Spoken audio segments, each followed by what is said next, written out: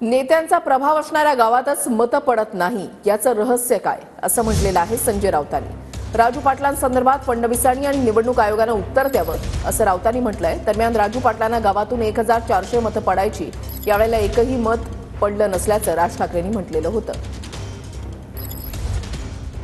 हे आमच्या इथे राजू पाटील बसलेत। कुठे आहेत राजू? कुठे? इथे।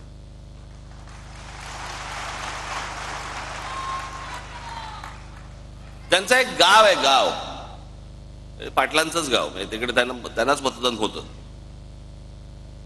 साधारणपणे किती 1200 लोकांचं गाव आहे ना, 1400 लोकांचं गाव आहे।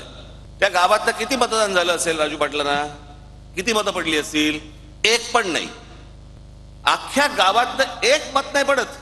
जी 1400 मतं जी दरवेळेला राजू पाटलांना पडायची, त्या गावामध्ये एक मत नाही पडत। प्रभाव आहे हा, ज्या मतदारसंघात किंवा त्या भागात ज्यांचा प्रभाव, तिथे त्यांना एकही मत पडू नये यासारखं रहस्य कोणतं असू शकेल? नरेंद्र मोदी हे रहस्यभेदक जादूगार आहेत।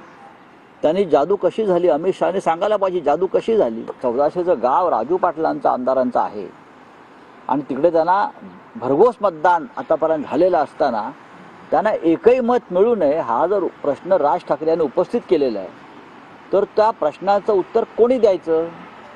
ते उत्तर देवेंद्र फडणवीसांनी दिलं पाहिजे, निवडणूक आयोगाने दिलं पाहिजे। मला वाटतं की ईव्हीएमचा प्रश्न निकाली निघालेला आहे।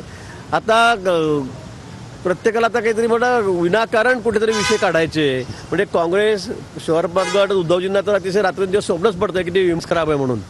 आता किती वेळा या विषयावर बोलायचं? लोकसभेच्या वेळेला कोणी बोलले नाही आणि आता विधानसभेला लगेच त्याला ईव्हीएममध्ये घोटाळा दिसायला लागलेला आहे। मला वाटतं हा विषय निकाली निघालेला आहे, या विषयाला तर कोणी महत्त्व देत नाही आणि लोकांचा या विषयाचा विश्वास राहिलेला नाही।